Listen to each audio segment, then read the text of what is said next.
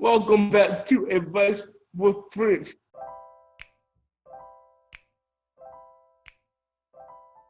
I have the Alexis Collins. Now, Alexis, now I know you from Neighbors from Hell. Madea's Neighbors from Hell. That's what I first saw you. Wow, that was in 2013, I think. Yeah. Yeah, because yeah, 2013. So it's very funny that the last tour you just did, you played the character you played because it was this little joke that Mr. Perry had with you. He called you corner like because you do look like Tamela a lot. So first of all, I'm gonna get to the ritual, but I wanna know how do you get that gig when there's Neighbors from Hell? I got Neighbors from Hell. I was working at a church, and the praise and worship minister, the minister of worship, he actually just sent me an email, and it was about a gospel play, and it said, you know, respond by this time. And of course, in typical Alexis fashion, I waited to the absolute very last minute, and I actually sent in my video. They asked for a video of you singing, and I sent in my audition from Sunday Best, the one that Kim Morrell didn't like. But she was like, oh, not me. But I sent that one in because it was just readily available. And then they asked me to come in, and they gave me the address, and I drove up, and it wasn't until I got there that I saw Tyler Perry Studios on the building, and I was like, oh my God. I was like, what's happening? I really didn't even know. And I got there, and there were all these people in the foyer, people waiting, and I still didn't know what was going on. But everybody had their resumes, everybody were practicing, everybody was just like super ready, and I felt so insecure because I didn't have a resume, I didn't have a headshot, I didn't have any of that. I just responded. I didn't know what I was coming to. And I went in, I auditioned for Mark Swinton, and he enjoyed it. And so he called me back the next day, and I went back, and that's when we went in, and Mr. Perry was there. We auditioned for him. And what's funny is I like to tell this story because typically in this industry, we tell people you rarely get second chances. And that's usually what happens. Nobody usually gets a second chance to do anything. And the first time that I went in and I sang for Mr. Perry, there's a song, I told you I won over 25, competitions, and I won most of them singing this one song. And I tell all my students, when you find that one song that you can kill, you keep that song, you keep that song. And it was the one time that I went in and sang for him, I didn't sing the song. I sang a totally different song. And I felt so insecure, and I just knew, I was like, oh my goodness, I ruined this. This was the one time to sing that song, and I didn't sing it. And so I was about to leave because I was just so discouraged. I thought I had ruined my chances. But then right before I left, Mark Swinton comes back out, and they had finished all the second auditions. And he says, is Alexis Holland still out here? And I'm like, I look and I'm like, yeah, I'm still here. And mind you, they didn't know me. I said, yeah, I'm still here. And he said, well, Mr. Perry would like to see you again. Can you come in and sing for him again? I was like, oh my God. I'm thinking like, thank you, Jesus. I was like, yes, I'll sing. And so he took me back into the theater, and Mr. Perry was standing there. And I didn't even start at the beginning of the song. I just went straight to the good part. And I just started singing. And as soon as I was probably singing for about 5 seconds, and I went to the high part, and he was like, you know what? I heard everything I need to hear. Thank you. And he walks out.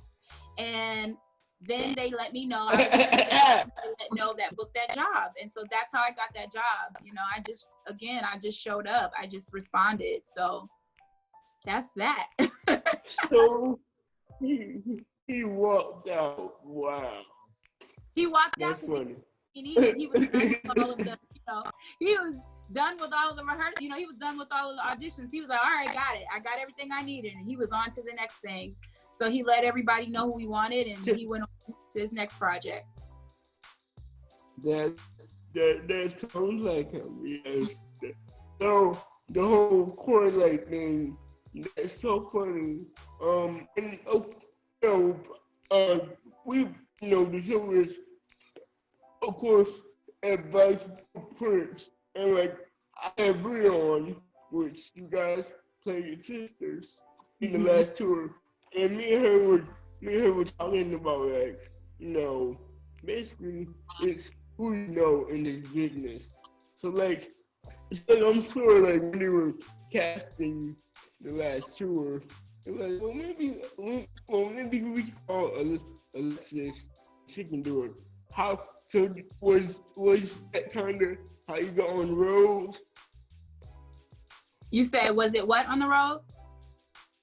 So we're like, so did neighbors from hell help you with the last tour, farewell tour? It did, in the sense where I know how he works now. I know what's expected as far as what they want from their actors. So I was prepared in the sense where I knew how to take direction from Mr. Swinton and Mr. Perry because I had worked with them before. I know how they move. Mr. Perry's very like, if he wants something, he knows what he wants and he says what he wants, and you've got to think fast on your feet. So I was prepared for that, but other than that, I wasn't prepared because when you're doing a supporting role or you're doing a, kind of quick little role, I didn't realize when I got booked for this job who I was playing. I had no idea. So it wasn't until I came in for the thing and I read all these lines and I was like, wait a minute, these are all my lines? I didn't realize that I wasn't who I was. You know? Huh? You didn't know that you were like lead on this show. I had no idea. No Did idea. you read the contract? Well, Did you read it? Everything in this industry is not black and white. When I got booked for this job, I was actually on a cruise. I was in another state, and I was leaving the country for 4 months. And so basically everything happened, and it was just crazy how everything happened. It happened so fast. And they called me. I had no idea that they were even casting for the play. I had no idea. I knew nothing about it. And a friend of mine who was in the last play, Neighbors from Hell, he played Desi. Mr. Swinton called him and said, hey, I'm looking for Alexis. So my friend called me and said, hey, Mr. Swinton's looking for you. And I was like, I was so excited to go out on this 4-month trip out of the country, and do this job that I've been working so hard for, that I just thought it was just another audition. And I was like, no, tell him I'm fine. I'm out of here. I'm doing this job I worked so hard for. I'm not coming there for an audition. My friend said, are you sure you want me to tell him that? And I said, yeah, because I didn't realize that they were, I didn't know what was happening. And so then finally I realized the next day there was this number that kept calling my phone and I didn't know who it was. So finally I called it back and it said Tyler Perry Studios. And I was like, oh my God. I was like, this is Alexis Hollins. I think somebody's looking for me. And they were like, yes, we'll send you to Mr. Swinton now. And that's how I found out that they actually asked for me personally. And so I didn't audition for this job. He had already knew that he wanted me. So,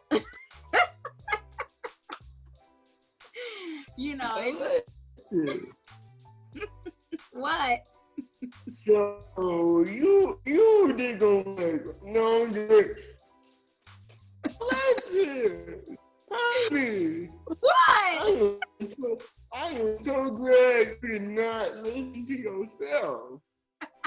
See, this is why you're right, though. Friends. You're right, because I was telling even all the guys who were in the band that were going to be on the cruise ship with me, I was like, yeah, they want me to come to Atlanta and audition, and they were like, are you crazy? You gotta go audition. And I was like, no. I was just so excited about having my little eat, pray, love moment. I thought I was gonna go out of the country and find myself and do all this stuff. But what God has for you is for you. And I did talk to Mr. Swinton. I let him know. I said, hey, look, I'm on a job, so I can't come back to Atlanta, but if you will allow me to send you, you know, and because they wanted to hear how I sound now and what I look like now. I said, if you'll allow me to do it from my hotel room, I'm more than happy to do it, you know, because I love working for Mr. Perry. It is a blessing every single time. And I didn't want to miss out on the opportunity, not even knowing what the opportunity was. But I did it and they loved it. The next day I was standing on Beale Street and the rep called me and he said, "Are you sitting down?" He was like, "You got it, you got it." And I just was like stunned. I couldn't believe it, but I still didn't know, you know, what the role was for. I had no idea. I had no idea. So. Oh, I am so sorry, but that story is ridiculous to me. I'm like, wow. I'm ridiculous.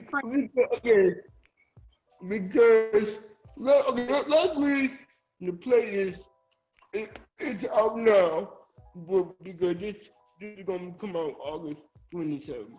So the play is out now, so you can see how crazy Alexis is. Because honey, I'm so glad. What the other say? Because you got to work with. Okay, so Cassie Davis plays your aunt. Mm-hmm. David Mann plays your grandpa. Mm-hmm. Tamela Mann plays your mom. Mm-hmm. Mr. Perry plays your grandma, Madea. Honey, every night for a year, well no, for 2 months, and then for another like month. Mm-hmm. So basically for 7 months total, you work with these gigantic names. How is that? And also you got to meet them fire people because that whole tour you got. I'm sorry. Go ahead. No, you're right. It was. Let me find a good word. I want to say invigorating. You know, whenever I'm in a place like that, when I get to be in it, first of all, I've never had an opportunity this big, first of all. But no matter what opportunity I have, I always like to say less and listen more. I like to pay attention. I like to watch. And I like to see how the veterans are behaving. And I like to follow that because, you know, they have wisdom and they've done this before and they know they've been working with him for years, you know. So anytime that they can give me wisdom, I want to take it all in.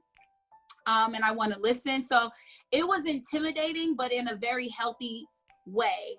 Miss Cassie, you know, everybody was amazing, but Miss Cassie, I love her. She was like my angel throughout the entire experience. And she really just helped me in so many ways. She helped me.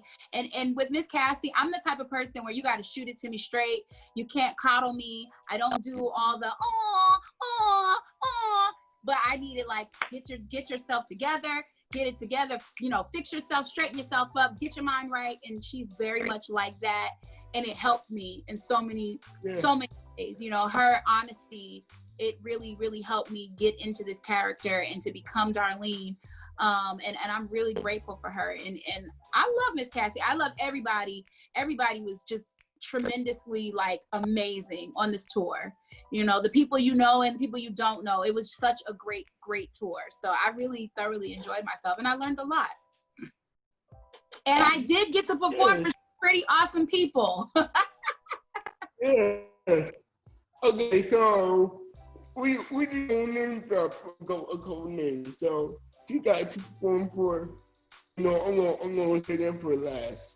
So like Jennifer Hudson, Mariah Carey, Jennifer Taraji P. Anita Baker, Whoopi Goldberg, Anita, yes. So many legends. But also a big name that everyone was like, Huh? Beyonce. Yep. I got to perform for Beyonce, Z, Miss Tina, Mr. Richard Lawson. And then we got to meet them afterwards. It was, and she gave me, you know, some encouraging words. It was really, it was an experience, you know. It was awesome. It was awesome. So much to the point where you don't even realize what's happening. It's like, wait a minute, did that just happen? No, because I saw a video of Quay right after you guys left the theater, and he was like, what in the world just happened? Yeah, like he couldn't even put in the words. Oh, Quay lost it. Quay couldn't keep it together. And you guys, because I was looking up to meet all of you, and you all are like so nice. You know the whole cast with this, from Miss Cassie to David and Tam to you and Bree and everybody did so nice. So the tour of life. So we said you are a coach in part one. So I'm sure you always tell your singers, like, going to different climates, you gotta maintain that voice, because the house that you're performing in is going to be different, and sometimes that can kind of have a big effect on how you sound. So how was tour like for you? How did you get through any vocal struggles you might have had on tour? Well, always be prepared. I learned a lot about my body because the first leg of the tour, we did 131 shows consecutively. So, you know, that's a lot. And I did 3 really big songs throughout the show. And sometimes we were doing several shows a day. So I really learned a lot about my body. I had never put my body through that type of stress before. So I was kind of learning as I was going, things I already knew, and then new things that I was learning. So I learned that if you have a show, for the sake of an example, at 10 o'clock in the morning, I had to wake up at 8 o'clock to make sure I had my hot tea, to make sure I steamed if I needed to make sure I had my honey, to make sure that I'm doing my vocal warm-ups just to get myself, you know, ready for the day. Am I still there? Did I disappear? Okay, sorry. Yep. And then even while I was walking around, I would be like in the backstage, I would be, or doing, you know, different things. So everybody knew I was gonna be, you know, I was the one always making weird sounds and always warming up like random moments of the day. I was kind of known for that. The other thing, it didn't matter where we were or how hot it was, how cold it was. Yeah. I was always wrapped up. I always had my scarf on. I always had my sweater on.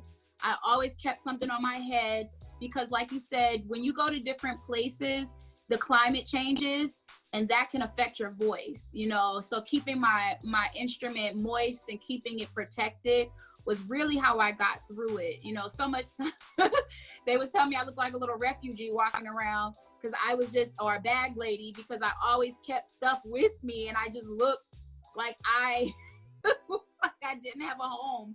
But that was the best way to keep myself healthy, you know, because we had so many big shows to do. There was so much pressure and so much riding on it that I would rather look crazy and be prepared than not be prepared just so that I can, you know, look regular. But I definitely did learn a lot about my voice and keeping it prepared and being ready, you know, to do the show. Because not only did I have to sing, but you also have to talk, you know, throughout the show. You have to use your voice and project. So I learned a lot.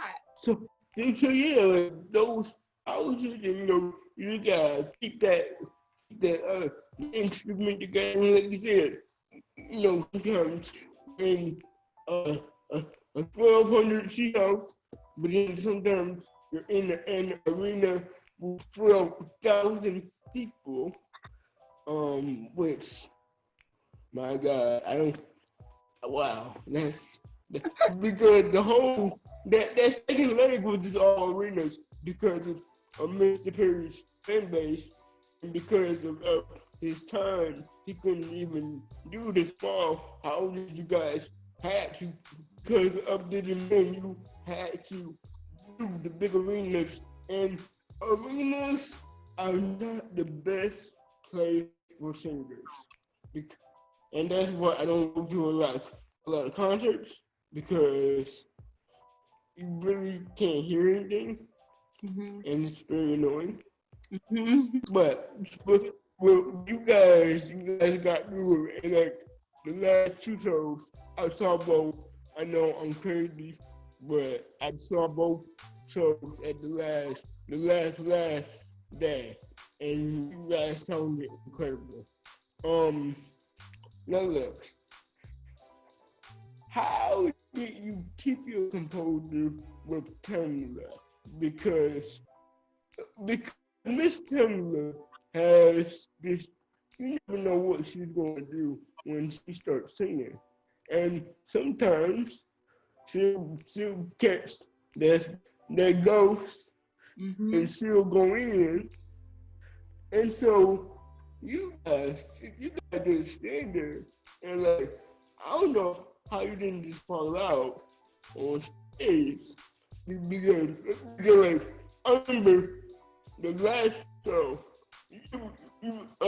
when you guys closed the walls, there was a lady, she was screaming for about 5 minutes. Like people were looking at her like, are you okay?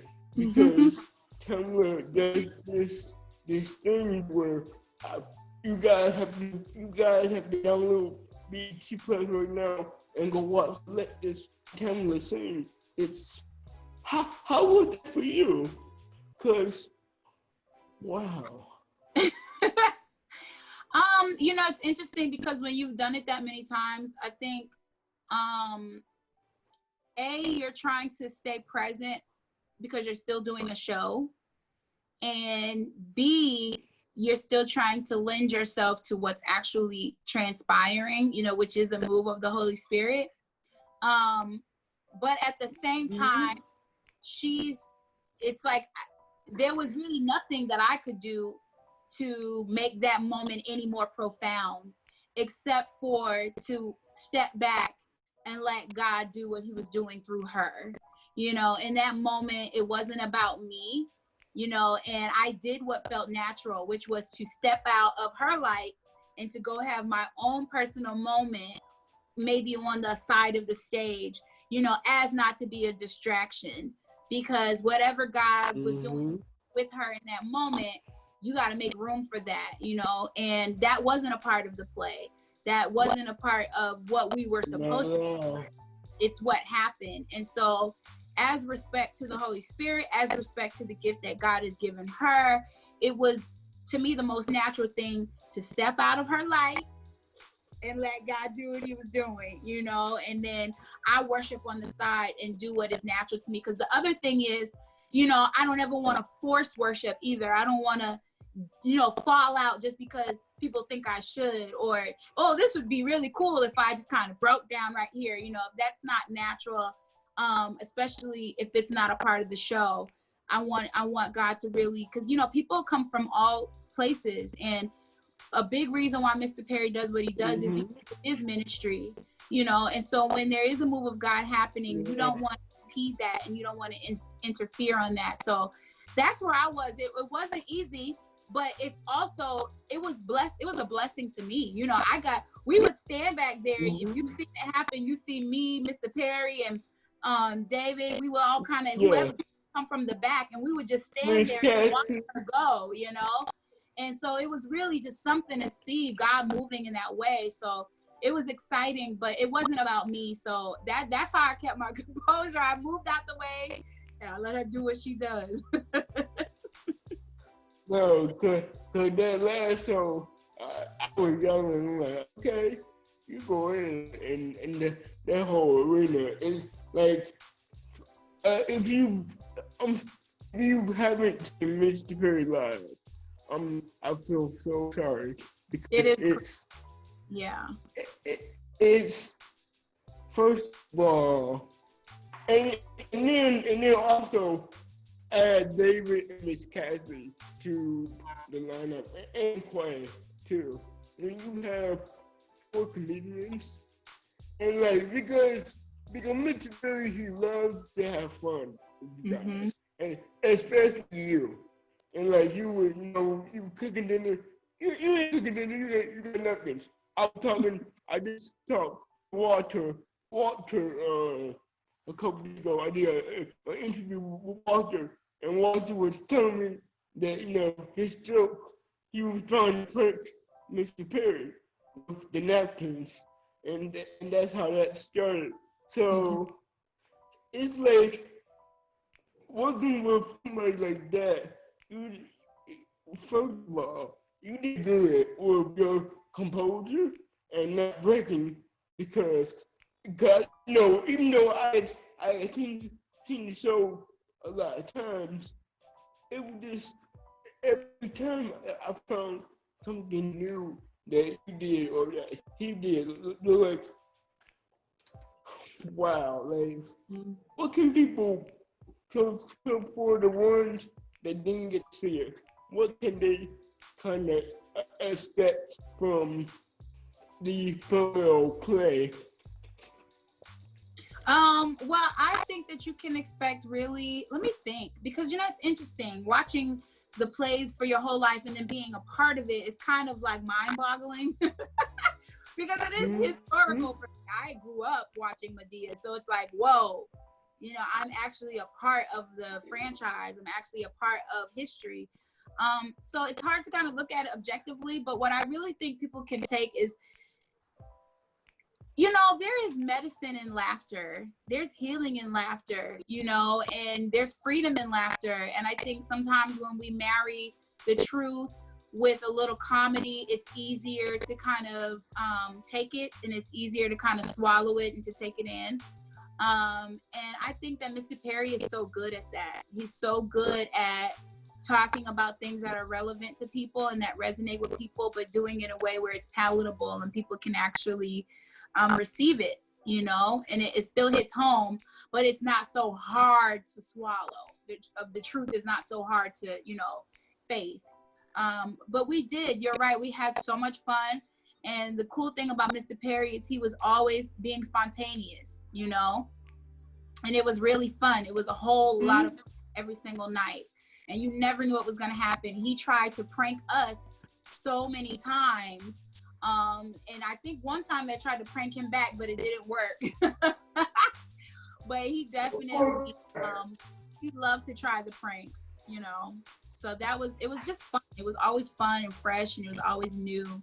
So even though you'd done the show many, many times, it was always something, like you said, new about it.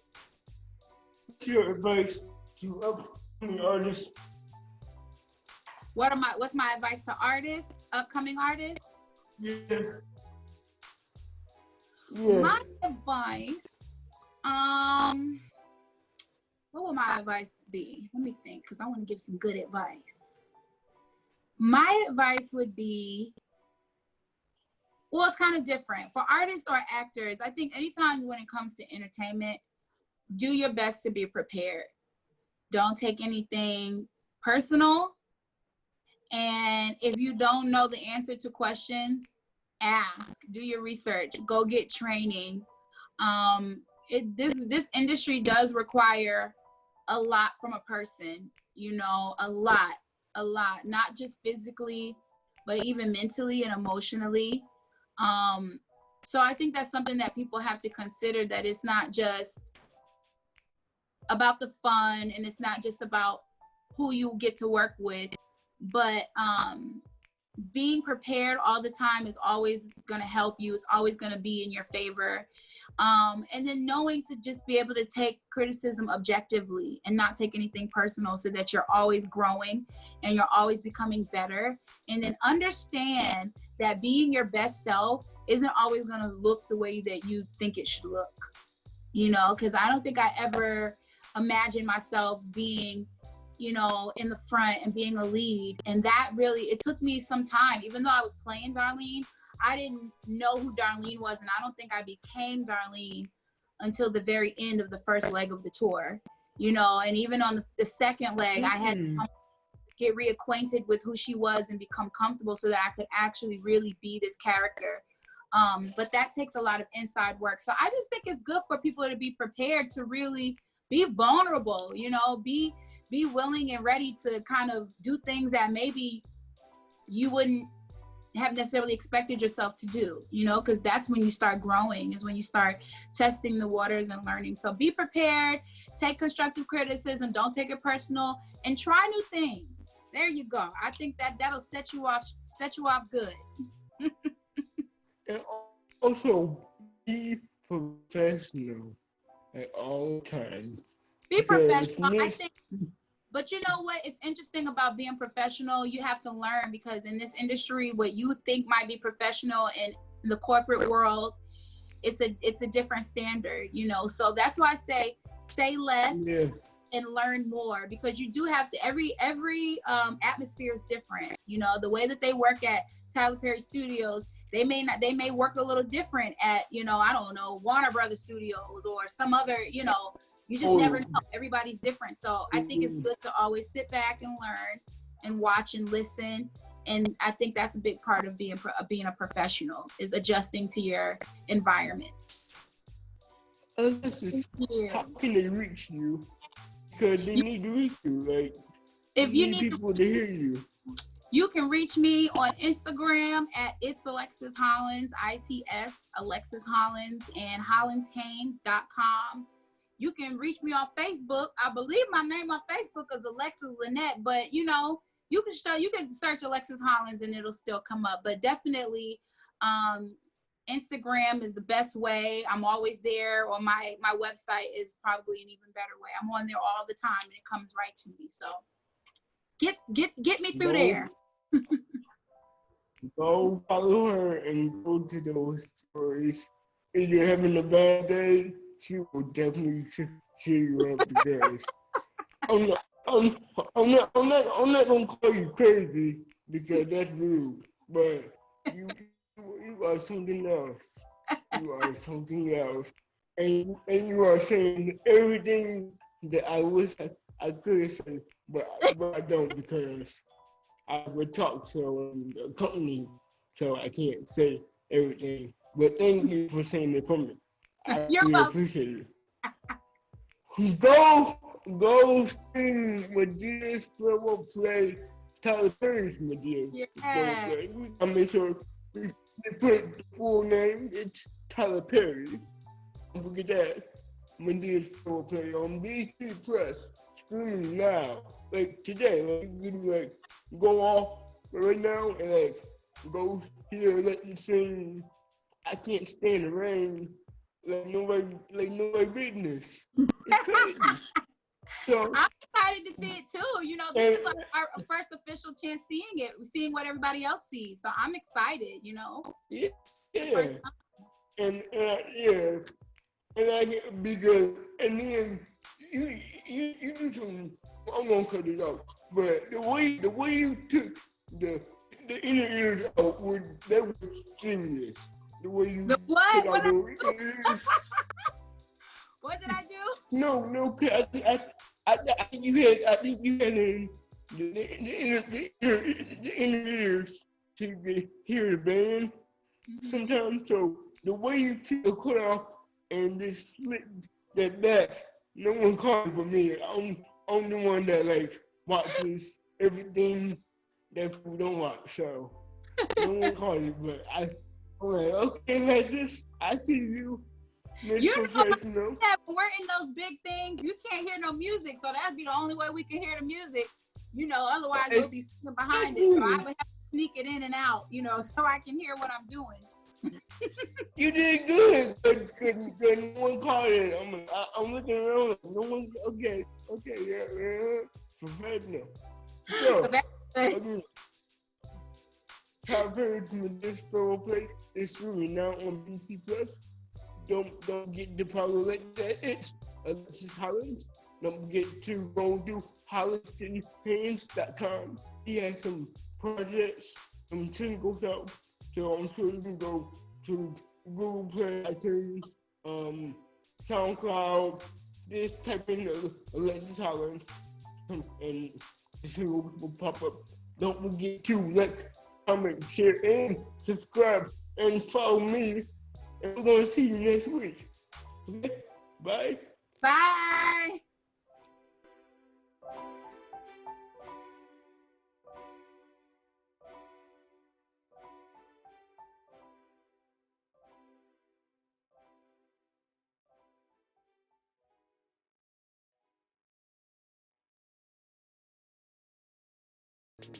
Passion, romance, sex, sin, pain, and death. Love unexpected. When you think you know your partner, think again.